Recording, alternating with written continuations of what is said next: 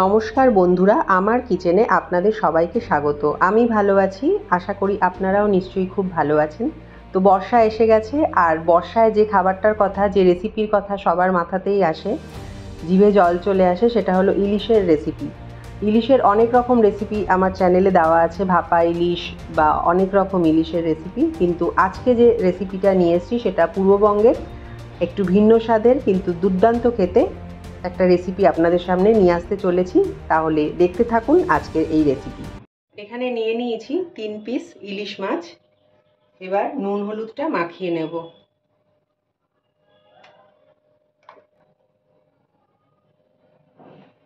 ভালো করে মাছের গায়ে মাখিয়ে নেব। তো ইলিশ মাছটা আমার নুন হলুদ মাখানো হয়ে গেছে, মিনিট 10 আমি রেখে দেবো, তারপরে নেক্সট পর্বে যাব। এখানে একটা কড়াই বসিয়ে নিয়ে সর্ষের তেল দিয়ে নিয়েছি পরিমাণ মতো, মানে আমি 3 টেবিল চামচ দিয়েছি। তেলটা একটু বেশি হলেই ভালো লাগবে। তেলটা আনানো হয়ে গেছে, এবার ইলিশ মাছগুলো আমি এপিট ওপিট করে ভেজে নেব।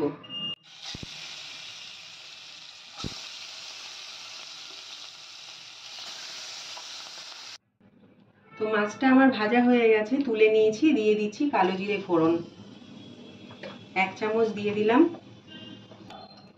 তো ফোড়নটা আমার আনানো হয়ে গেছে।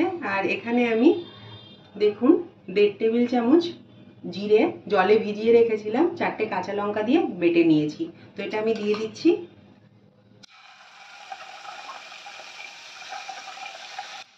মশলাটা ছাড়ার পর আমি দিয়ে দিচ্ছি হলুদ 1 চামচ আর পরিমাণ মতো নুন দিয়ে দিচ্ছি। এবার ভালো করে মশলাটা একটু কষিয়ে নেব যাতে কাঁচা গন্ধটা চলে যায়। 1 টেবিল চামচ টক দই আমি ফেটিয়ে রেখেছিলাম, সেটা দিয়ে দিচ্ছি। মিক্স করে নেব। গ্যাসের আঁচটা আমি কমিয়ে নিয়েছি। দেখুন মশলা থেকে আমার তেল বেরিয়ে গেছে। তো এবারে আমি 1 কাপ নারকেলের দুধ দিয়ে দিচ্ছি।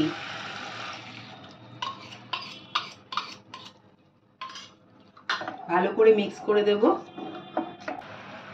দিয়ে দিচ্ছি স্বাদটা ব্যালেন্স করার জন্য 1 চামচ চিনি। গ্রেভিটা ফুটে উঠেছে, এবার আমি ভেজে রাখা মাছগুলো দিয়ে দিচ্ছি।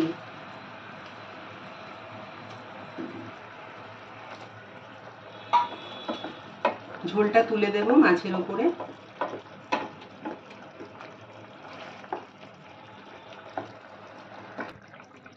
এবার ঢাকা দিয়ে দিচ্ছি আর আঁচটাকে একটু কমিয়ে দিচ্ছি। এবার আমি মিনিট 7-8 ফুটিয়ে নেব। ঢাকাটা তুলে নিচ্ছি। দিয়ে দিচ্ছি 2টো চেরা কাঁচা লঙ্কা। ঝালটা আপনারা নিজেদের ইচ্ছা মতো খাবেন। তো আরও 5 মিনিট হয়েছে, আরও 2 মিনিট আমি ফুটিয়ে নিচ্ছি। মাছটা একবার উল্টে দিয়েছি।